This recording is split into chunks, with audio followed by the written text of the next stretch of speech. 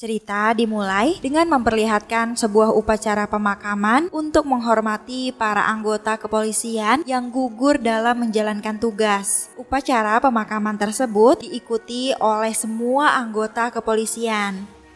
Dan komisaris kepolisian Hong Kong yang bernama Sin Lau memimpin upacara tersebut. Setelah itu, di perjalanan pulang, Lau mendapatkan telepon dari seorang misterius. Orang tersebut mengancam Lau untuk mengikuti perintahnya. Jika tidak, maka keluarganya sendiri yang akan menjadi korbannya. Ia meminta Lau membebaskan salah seorang tahanan berbahaya bernama Jolie. Lau pun langsung bergegas untuk menemui istrinya. Dan benar saja, istri Lau tidak diketahui keberadaannya. Lau pun langsung menelpon seseorang dan meminta memindahkan Jolie ke markas pusat kepolisian. Singkat cerita, Lau pun telah berada di satu ruangan bersama dengan Joe. Dan di sana, Lau mencoba untuk menginterogasi Joe. Namun Joe terlihat begitu tenang karena istrinya Lau memang telah diculik oleh komplotannya. Lau yang emosi pun langsung menyerang Joe dan membuatnya terluka. Namun Joe masih bersikap santai. Ia meminta Lau menghubungi sebuah nomor telepon dan memberikannya waktu 10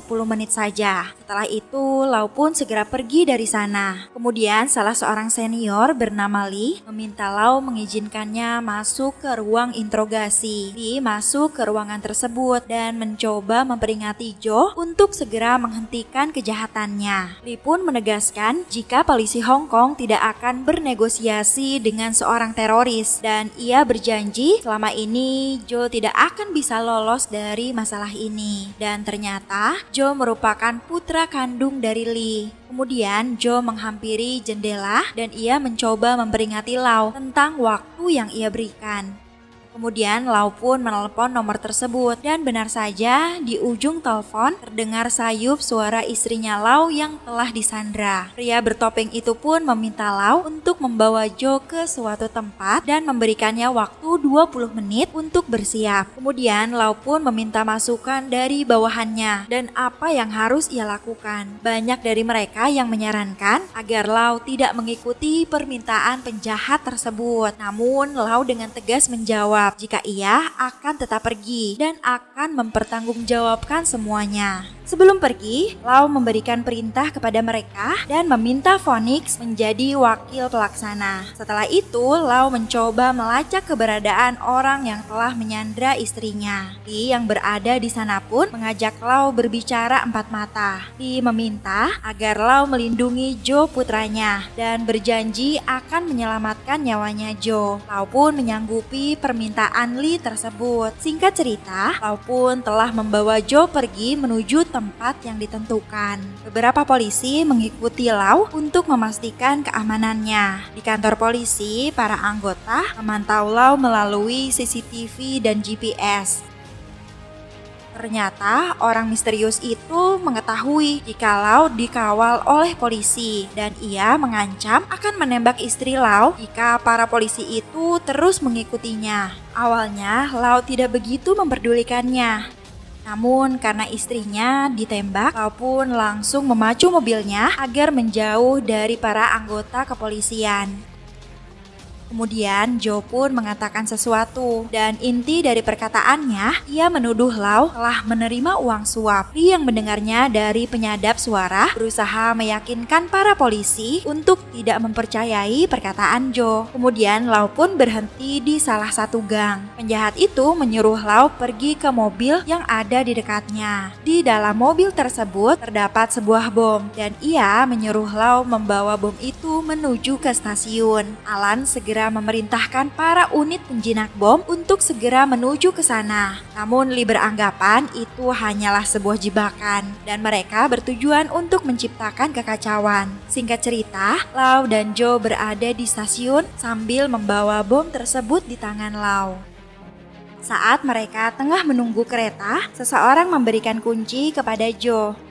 Saat kereta telah tiba, Joe pun langsung melawan dan mencoba melarikan diri. Joe membuat semua penumpang menjadi panik dengan meneriakkan bom di sana. Kekacauan pun terjadi karena hal tersebut. Dibantu oleh seseorang, Joe pun berusaha melarikan diri dan mengecoh para anggota polisi. Sementara itu, Lau mencoba menjauh dari kerumunan sambil membawa bom yang ada di tangannya. Lau menyuruh dua anak buahnya untuk segera menjauh. Sementara ia menunggu tim penjinak bom. Polisi pun menemukan sabuk milik Joe yang dipasangi GPS. Lee yang berada di markas polisi mencoba mengarahkan semua tim agar mereka tidak kehilangan Joe. Tim penjinak bom pun akhirnya tiba. Mereka langsung mengevakuasi Komisaris Lau. Tak lama kemudian, bom itu pun meledak dan melukai para petugas penjinak bom. Untungnya, Lau berhasil diselamatkan dan ia pun tidak mengalami luka yang serius. Istri Lau pun berhasil diselamatkan, meskipun ia harus dalam perawatan medis. Esokan harinya, dikarenakan kejadian kemarin, Lau pun mengadakan jumpa pers. Di depan para wartawan, ia pun menegaskan bahwa kejadian kemarin adalah tanggung jawabnya sepenuhnya. Sementara itu, di sebuah tempat, Lee didatangi oleh Joe, dan Lee berniat untuk segera menangkap Joe. Namun, ia mengurungkan niatnya tersebut saat seorang mantan komisaris polisi bernama Peter Choi juga datang menemuinya. Choi memberitahu jika Joe selama ini bekerja untuknya, dan hal itu sedikit membuat Lee terkejut. Semua insiden yang terjadi ternyata didalangi oleh Choi. Choi berniat untuk melengsarkan Komisaris Lau. Choi pun menawarkan kepada Lee untuk ikut bekerja sama dengannya, dan jika rencana itu berhasil, Lee akan menggantikan posisi Lau. Pada awalnya, Lee menolak tawaran tersebut. Choi pun tak memaksa, ia memintanya untuk memikirkan kembali. Sebelum pergi, Choi memberikan kacamata baru untuk Lee. Lee yang terenyuh hanya bisa terdiam. Di tempat lain, terlihat seorang sekretaris hakim yang bernama Edward Lai tengah menemui seorang penasihat senior bernama Oswald Khan. Kedatangan Lai ke sana bermaksud memintakan agar ikut dalam sidang dengar pendapat yang melibatkan Komisaris Lau mengenai insiden yang terjadi kemarin. Namun Khan tampaknya tak tertarik untuk ikut bergabung, meskipun ia adalah penasehat senior yang mengerti akan aturan hukum untuk ikut terlibat dalam dunia politik. Setelah itu, Khan menemui beberapa muridnya. Mereka sedang makan siang bersama. Sambil menyantap makanannya, Khan menjelaskan sedikit kepada mereka semua jika tadi sekretaris hakim melobinya. Tampaknya Khan berubah pikiran dan ia akan ikut mendaftar dalam dengar pendapat nanti. Berita tentang diadakannya penyelidikan terhadap Komisaris Lau yang melibatkan banyak pihak mulai tersebar ke seluruh penjuru Hong Kong. Di kantor polisi, Komisaris Lau dan beberapa anak buahnya mengadakan rapat. Di sana, Mok mencoba menyampaikan sedikit persepsinya mengenai apa yang akan disimpulkan para dewan nanti, dan tampaknya Komisaris Lau akan berhadapan dengan tuntutan hukum kejahatan. Mendengar hal itu, Phoenix pun menyarankan agar Lau menceritakan kejadian yang sebenarnya untuk sedikit menarik simpati masyarakat. Siang harinya, Lau pun bertemu dengan Billy Cheng yang merupakan kepala ECIC. Di sana, Lau menjelaskan kepada Billy jika insiden ledakan di stasiun kemarin melibatkan alat peledak dan pasar gelap. Lau meminta Billy untuk menyelidikinya. Lau berencana untuk membentuk tim dari luar dan Billy akan menjadi ketuanya. Singkat cerita, hari dengar pendapat yang pertama akan segera dimulai. Dan tampaknya Lee telah memutuskan untuk bergabung dengan Choi untuk melengsarkan Komisaris Lau. Di sana, Khan selaku Dewan Legislatif mencoba mempertanyakan tentang temuan laporan internal yang menyudutkan pihak kepolisian. Tuan Lee selaku saksi memberikan pendapatnya tentang laporan tersebut. Kemudian, Khan terus mempertanyakan lampiran laporan internal tersebut kepada Lee. Khan juga menanyakan apakah Lee meragukan integritas dan kinerja Komisaris Lau. Kemudian Lee menjawab bahwa ia sama sekali tidak meragukan kinerja Komisaris Lau. Namun di sana, Lee mencoba menyampaikan sesuatu yang dianggap dapat merusak citra kepolisian mengenai percakapan Joe dan Lau saat di mobil kemarin. Meskipun perkataan itu tidak dapat dibuktikan kebenarannya, Lee sengaja menyampaikannya karena ia memang sudah berniat menghancurkan Lau. Mendengar hal itu, Kan pun menjadi marah karena menurutnya Lee sengaja mensugesti semua anggota yang ada di sana. Setelah sidang itu selesai, Kan dan beberapa muridnya menyimpulkan jika sebenarnya Lee tengah dikendalikan oleh seseorang. Tak hanya Kan yang beranggapan demikian, Komisaris Lau pun merasa jika Lee sepertinya telah dihasut oleh seseorang, dan mereka pun meyakini jika Lee dijanjikan sebuah kekuasaan. Kemudian Kan menyuruh muridnya untuk mencari tahu dan mengawasi gerak-gerik Lee. Malam harinya, Lee pergi ke suatu tempat dan di tempat tersebut beberapa orang telah menunggu kedatangannya. Ternyata orang tersebut merupakan para dewan yang berniat untuk melakukan perubahan pada pemerintahan. Dan mereka di sana diketuai oleh mantan Komisaris Choi. Untuk menjalankan rencana tersebut, mereka terlebih dulu harus menyingkirkan Komisaris Lau. Lee pun ditawarkan jabatan yang tinggi, yaitu menjadi Sekretaris Dewan Keamanan. Dan jika semua rencana berjalan dengan lancar, dalam beberapa bulan ke depan, Hong Kong akan dikuasai mereka. Keesokan harinya, Lau mendatangi Billy. Di sana, ia mendapat informasi jika Kan merupakan teman dari Sekretaris Hakim Lai. Billy juga menyampaikan jika ia mencurigai Kan, Lai, dan juga Lee, yang sepertinya mereka bekerja sama untuk melengsarkan Lau. Mendengar hal itu, Lau berniat untuk terus mengawasi Lee dan meminta Billy untuk tetap fokus padanya. Beberapa hari kemudian, dilaksanakan kembali persidangan dengar pendapat yang kedua. Kali ini Lau menghadiri persidangan tersebut dan di sana Lau mendapatkan beberapa pertanyaan dari Kan. Namun di sana Lau dengan tenang menjelaskan bahwa ia akan bertanggung jawab sepenuhnya mengenai insiden tersebut. Kan pun buka suara mempertanyakan tentang percakapan Lau dengan Jo, dan Lau pun dengan tegas mengatakan jika perkataan itu tidak mendasar. Lau sangat yakin jika itu semua berkaitan dengan pengangkatan dirinya yang menjadi komisaris dan sudah pasti membahayakan kelompok tersebut. Sore harinya, beberapa anak murid Kan kembali mengikuti Lee. Lau melihat Lee mendatangi sebuah tempat dan masuk ke dalamnya. Karena Lee tak kunjung keluar, Lau mencoba untuk memeriksanya dan ternyata Lee telah pergi dari sana. Lee pergi ke tempat lain. Di sana, Lee disambut oleh Choi. Di tempat tersebut terdapat mobil van elit milik kepolisian yang hilang. Dan ternyata Choi merupakan dalang di balik itu semua. Tak hanya itu saja, Lee juga dikejutkan dengan kemunculan beberapa mantan anak buahnya dan berstatus telah meninggal. Di sana, mereka pun membuat sebuah pasukan elit dan saat ini mereka semua di bawah kepemimpinan Lee. Au yang masih menunggu di sana pun akhirnya melihat kedatangan Lee dan diantar oleh Jo dan juga Choi. Sebelum pergi, Lee meminta Jo untuk pergi meninggalkan Hong Kong karena kini ia merupakan seorang buronan. Kemudian Au mencoba mengikuti mobil yang dikendarai oleh Choi dan juga Jo. Au mengabarkan hal tersebut kepada Kan dan percakapan mereka telah disadap oleh anggota Au. Lau yang mendapatkan informasi itu segera bergegas menuju lokasi.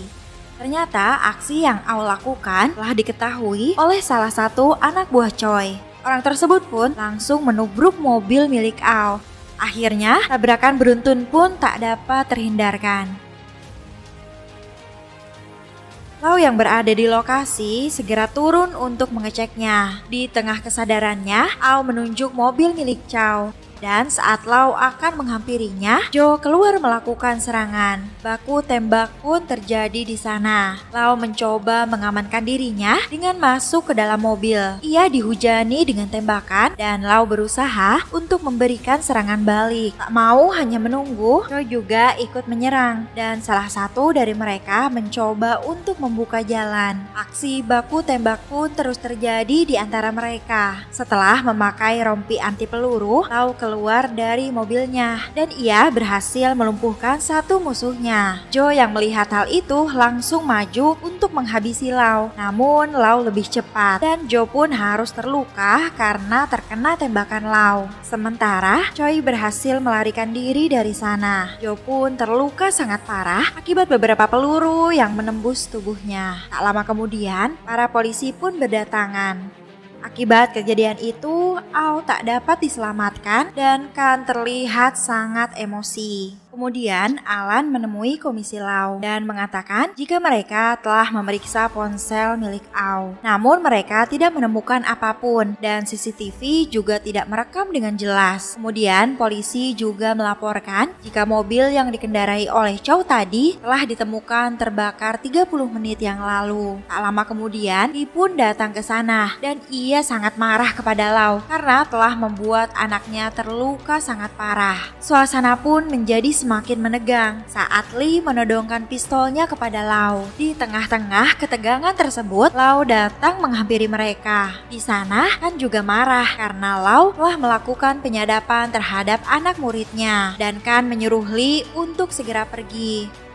Keesokan harinya, Phoenix memberikan sebuah dokumen kepada Lau dan menjelaskan jika salah satu pelaku penyerangan semalam adalah mantan anggota penyelidik bernama Roy Ho. Namun di sana, Roy dinyatakan telah meninggal dan Roy merupakan salah satu anak buah Lee. Lau pun berpendapat jika semua ini telah direncanakan sejak lama dan sepertinya Lee akan melakukan serangan balasan. Sementara itu, Lee terlihat sedang bersama dengan Mok. Di sana, Lee berniat untuk memindahkan Lau dari kantor kepolisian. Ia meminta Lau dan Stephen untuk mengurusnya. Mereka pun akan membuat surat pernyataan yang akan ditandatangani beberapa petinggi. Lee menjanjikan kepada Mok jika ini berhasil, Mok akan dijadikan sebagai wakil komisaris. Mendengar tawaran tersebut, Mok pun akhirnya mau bekerja sama dengan Lee. Mereka pun memanggil Phoenix yang merupakan salah satu petinggi kepolisian dan memintanya untuk menandatangani surat pemindahan Lau. Stephen mengatakan jika ini dilakukan demi menyelamatkan kepolisian karena banyak masyarakat yang memberikan keluhan kepada Lau. Mok pun berusaha untuk meyakinkan Phoenix, namun Phoenix tetap tidak mau menandatangani berkas tersebut. Malam harinya, Phoenix menemui Lau dan memperlihatkan berkas itu. Di sana, Lau justru meminta Phoenix untuk mengikuti permainan mereka dan segera menandatangani berkas itu.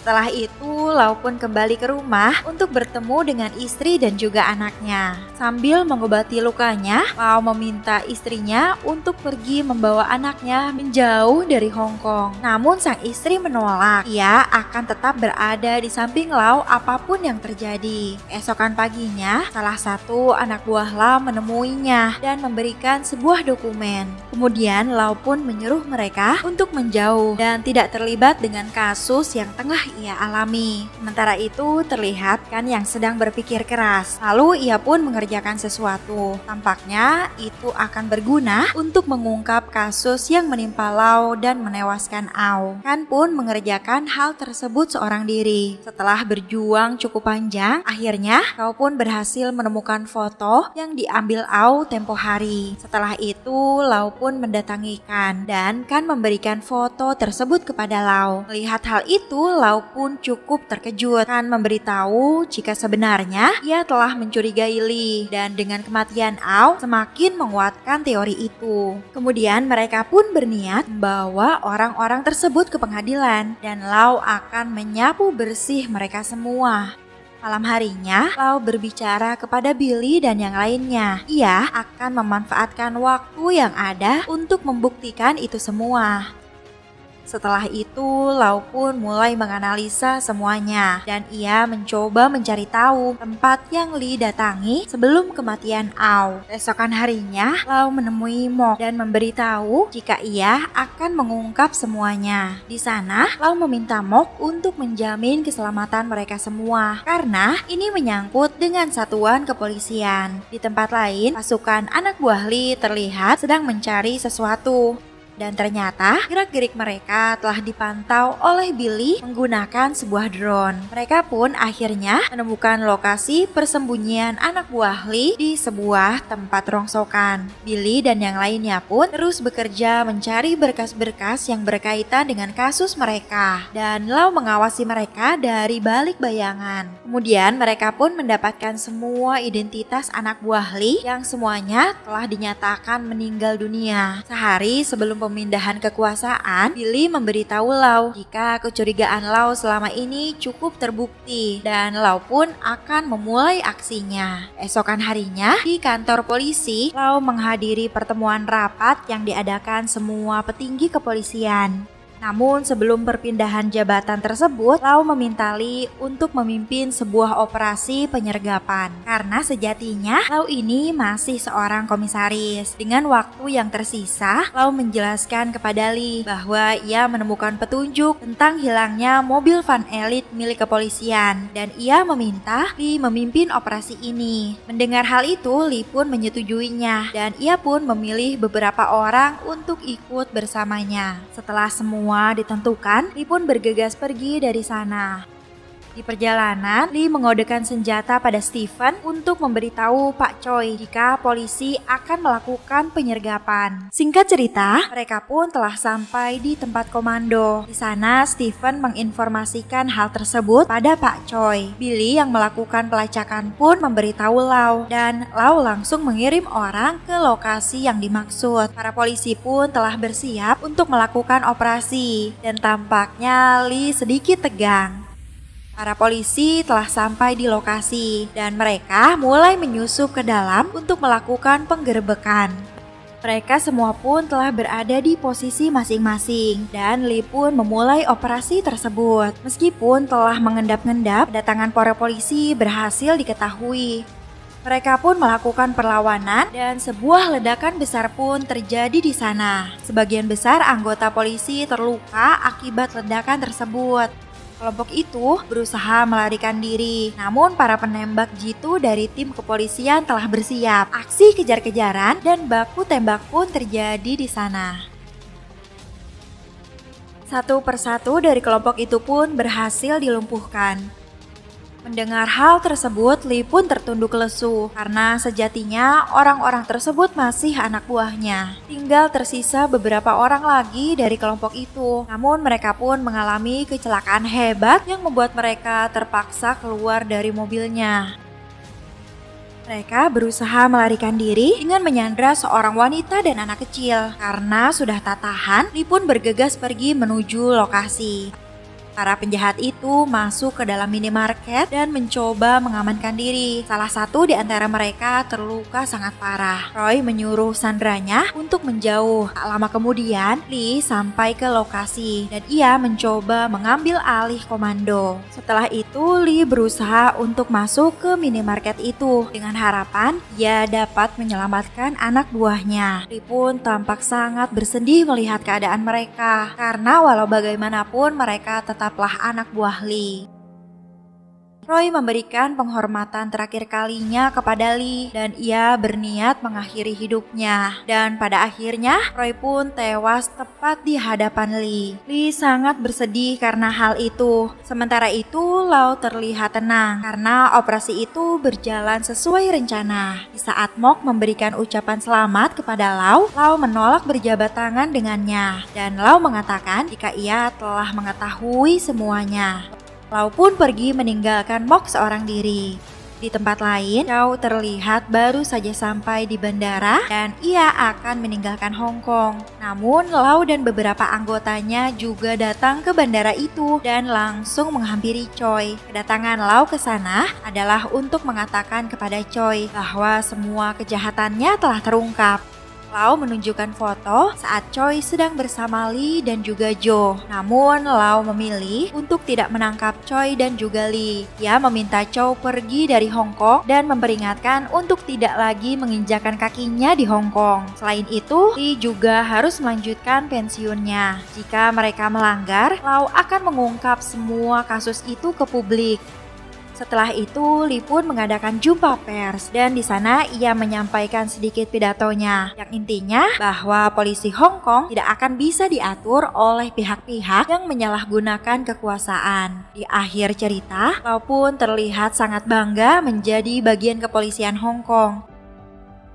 Sementara itu terlihat Lee yang mengunjungi Jo yang tengah berada di rumah sakit. Dan film pun selesai. Gimana, seru banget kan ceritanya teman-teman? Jangan lupa untuk terus dukung kita dengan cara like, share, dan subscribe channel ini supaya kita lebih semangat lagi untuk terus upload video seru lainnya. Thanks for watching and see you guys in the next video. Bye!